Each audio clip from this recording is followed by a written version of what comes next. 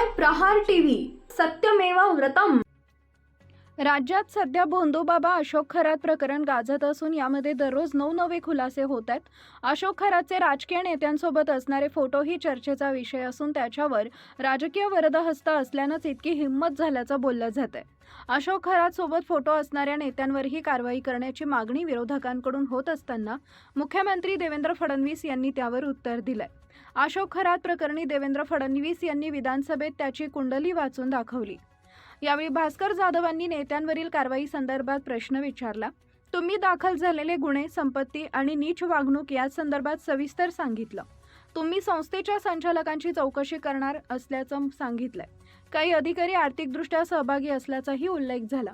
माझं म्हणणं आहे की फक्त आर्थिकदृष्ट्या नाही तर संपूर्ण माहिती असतानाही कानाडोळा केला म्हणून इथपर्यंत आलं। याशिवाय राजकारणातील काही नेत्यांची फोटो नावं आली आहेत। आपलं महाराष्ट्र राज्य पुरोगामी छत्रपती शिवाजी महाराजांचं आहे, जे गुंतलेत त्यांची चौकशी करणार का, असा प्रश्न भास्कर जाधव यांनी विचारला। ज्या ज्या व्यक्ती विरोधात पुरावा मिळेल त्या प्रत्येकाची चौकशी करू। आपण सगळे राजकारणात आहोत, त्यामुळे कुणाचा फोटो कोणासोबतही येतो हे आपण पाहिलंय। फक्त फोटो सोबत आहे यावरून आरोपी करता येणार नाही, पण आता आपण डिलीटेड डेटा ही संपूर्ण काढत आहोत। या डेटामधून कोणाचा संपर्क होता का, कुणी व्यवहार केलाय का, कुणी मेसेज केलाय का हे उघड होईल। जो कोणी असेल त्याची चौकशी केली जाईल असं फडणवीस यांनी सांगितलंय। जाणीवपूर्वक आपण SITचे प्रमुख एका वरिष्ठ महिला अधिकाऱ्याला केलंय। त्यांचा ट्रॅक रेकॉर्ड चांगला आहे। आपण कोणालाही पाठीशी घालणार नाही। कुणीही थेट किंवा अप्रत्यक्ष मदत केली असेल तरी धडा शिकवला जाईल असंही त्यांनी स्पष्ट केलंय। विजय वडेट्टीवार यांनी यावेळी न्यायाधीशांच्या देखरेखीखाली ही चौकशी व्हावी अशी मागणी केली।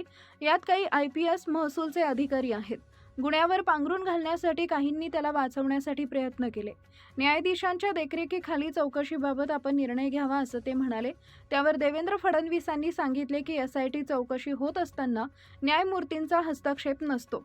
कायद्यांमध्ये अशा प्रकारे चौकशी करता येत नाही। एखाद्या केसमध्ये कोर्ट स्वतः ठरवू शकतं।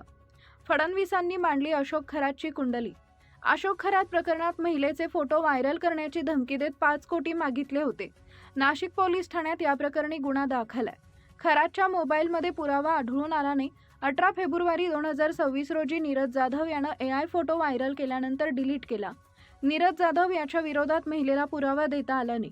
8 महिलांचे 38 व्हिडिओ एका साक्षीदारानं दिले अशी माहिती फडणवीसांनी निवेदनात दिली आहे।